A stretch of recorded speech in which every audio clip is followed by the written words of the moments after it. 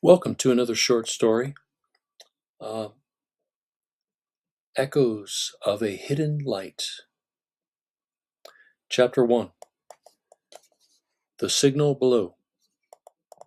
The ice wasn't supposed to move like that. Dr. Tana Azari had spent 6 years drilling sensor arrays into the Arctic shelf, and she knew exactly how ice behaved. The slow groan of pack movement, the crack of thermal stress, the deep subsonic rumble of calving glaciers. What she was looking at on her monitor didn't match any of it. The seismic signature coming from 400 meters below the Aurora Base was rhythmic, structured, repeating every 91 seconds with a precision that no geological process on Earth could produce.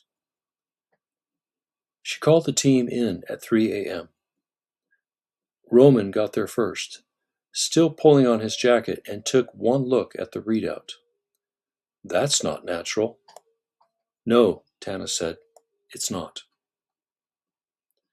Iris arrived next, sat down without a word, and began layering the signal against 17 years of archived seismic data. "It's been there the whole time," she said quietly, about 10 minutes later. "I can see it going back to 2009. We just weren't looking for it." Dr. Luca was last, and he stood at the back of the room staring at the screen for a long time before he spoke. "Something down there is running on a cycle, a deliberate cycle." He paused. "That means it has a purpose." Nobody said the obvious thing for almost a minute. Roman said it. "So what do we do?" Tana was already pulling up the drilling schematics. "We go find out." Dr. Asher, their mission coordinator, spent the next 4 hours trying to talk them out of it. And the 4 hours after that, helping them plan it properly. That was the thing about Asher. He always fought you first and supported you completely second. By morning, they had a route.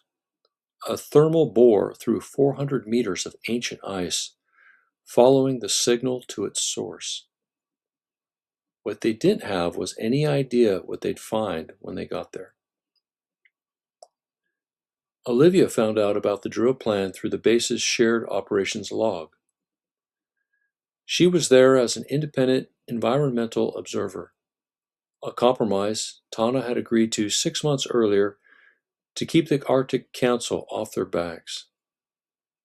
She appeared in the lab doorway at 7 in the morning with a coffee and a look that suggested she'd been awake for a while. "You're drilling toward an unidentified subsurface signal," she said. "Yes," Tana said, "without knowing what it is."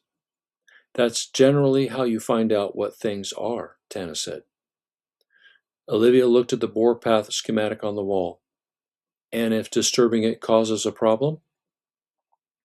"Then we'll have caused a very interesting problem." Tana handed her a hard hat. "You're listed as a site observer, so observe." The drilling took 11 hours.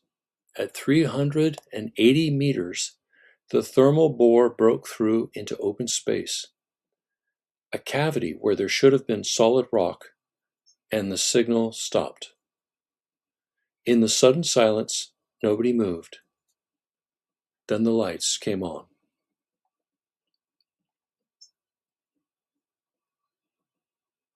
Chapter 2. What was always here. It was not a cave. The space beneath Aurora Base was vast, their initial scans putting it roughly the size of a football stadium. And every surface glowed with a soft, blue-white light that seemed to emanate from the walls themselves rather than any visible source. The floor was smooth and perfectly level. The air, when Roman sat down, the atmosphere probe, was breathable, identical to the surface, in fact, which was not possible at this depth. This has been maintained, Iris said, studying the atmospheric readings with an expression Tana had never seen on her before. Whatever is down here has been actively maintaining a breathable environment for a very long time. How long? Dr. Luca asked. Iris ran the numbers twice, then she looked up. The ice surrounding this cavity hasn't been disturbed since approximately 12,000 years ago. Whatever built this, it was here before the last ice age ended. The structure at the center of the chamber was the size of a house. It rose from the floor in a shape that wasn't quite a sphere and wasn't quite a polyhedron, but it seemed to shift between the two depending on where you stood. Its surface moved, slowly, like something breathing. It was warm. Even from the base of the access shaft, 60 meters away, they could feel it. I want to go down, Tana said. Obviously, Roman said. I'll rig the descent platform. I'm going with you, Olivia said. Tana looked at her. I'm not staying up here, Olivia said simply. Whatever this is, it's the most significant thing that's ever happened. I'm not watching it on a camera feed. Tana couldn't argue with that. The four of them, Tana, Roman, Iris, and Olivia, descended into the chamber while Dr. Luca and Dr. Asher monitored from above. The moment Tana's boots touched the floor, the structure changed. The slow breathing motion of its surface accelerated, and then something extraordinary happened. It opened. Not like a door, more like a flower, panels of material peeling back in a sequence that suggested intention, that suggested welcome, revealing a space inside lit by the same sourceless blue-white glow. It knows we're here, Iris said. It's been waiting for us, Roman said. Inside the structure, the walls were covered in what Tana initially took for decorative patterns, intricate fractal geometries that covered every surface from floor to ceiling. But the closer she looked, the more she realized they weren't decorative. They were informational. Maps, maybe, or something denser than maps. Records. This is a message, she said. In what language? Olivia asked. I don't know yet. Tana reached out and touched the wall. The pattern beneath her fingertips lit up, gold replacing blue, spreading outward from her hand in a slow ripple that covered the entire interior surface before fading back. But I think it's trying to teach us. Then the voice came. It wasn't sound exactly. It arrived fully formed in Tana's mind, in all their minds simultaneously, judging by the way everyone went very still at exactly the same moment. It wasn't words so much as meaning. Delivered directly, the way you understand the warmth of sunlight without anyone explaining it to you. It said, We have been here. We have watched. We are glad you found us. And then it said, We have a great deal to show you. Chapter 3, First Light. The structure. They started calling it the archive for lack of a better word. Spent the next 6 hours showing them things. Not all of it was comprehensible. Some of what it projected into the chamber, vast three-dimensional constructions of light and geometry that shifted and evolved like living things, was simply beyond their ability to parse. But some of it was shockingly clear, images of Earth from orbit, spanning what appeared to be thousands of years. Civilizations rising, ice ages ending, oceans rising and falling, and in the margins of every image, just barely visible if you knew where to look. Their observers, patient, present, watching with what Tana could only describe inadequately as care. Since they've been here since the last ice age, Dr. Lucas said over the comms from above. His voice had taken on a quality Tana had never heard from him before. Something close to awe. maybe longer. Tana, the archaeological correlations alone, this rewrites everything. Save it, Tana said. What do they want? That's what I can't figure out. They don't seem to want anything. They're just offering. Offering what?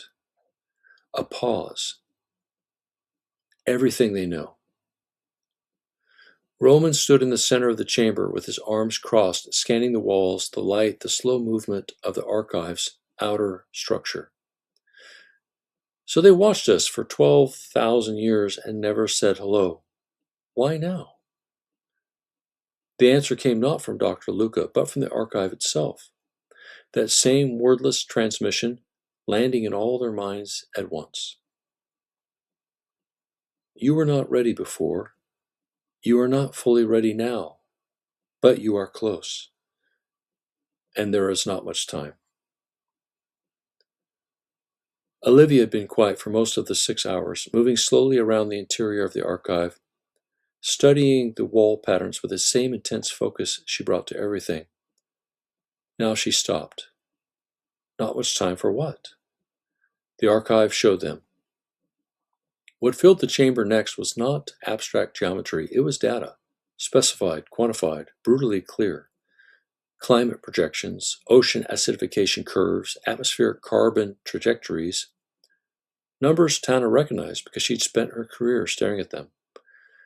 But the archive's models ran further and with far more precision than anything human science had achieved. And where humanity's best projections ended in a range of possible futures, the archive's projections converged on a single point approximately 40 years out. They've been watching us head towards this, Iris said, her voice flat with the effort of staying clinical. For decades, they've known exactly what was coming. Why didn't they warn us? Roman demanded, and for the first time there was something raw in his voice.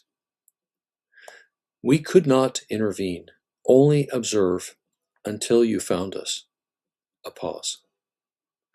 Or what felt like a pause, a breath between thoughts. Now you have found us. Now the rules change. What rules? Tana asked.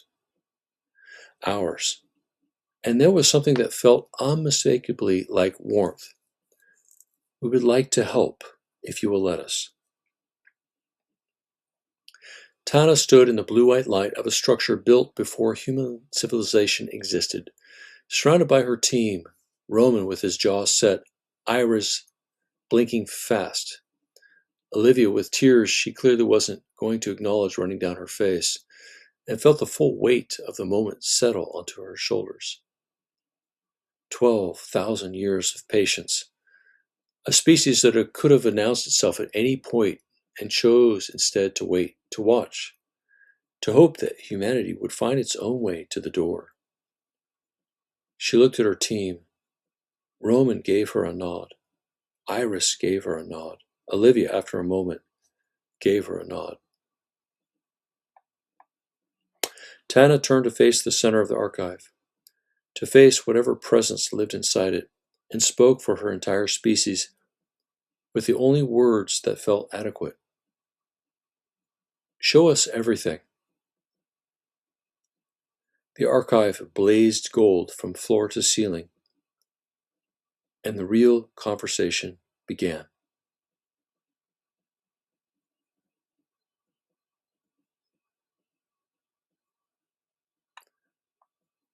I'm Mark, founder of Orange Sun Labs. I hope you found this short story fascinating.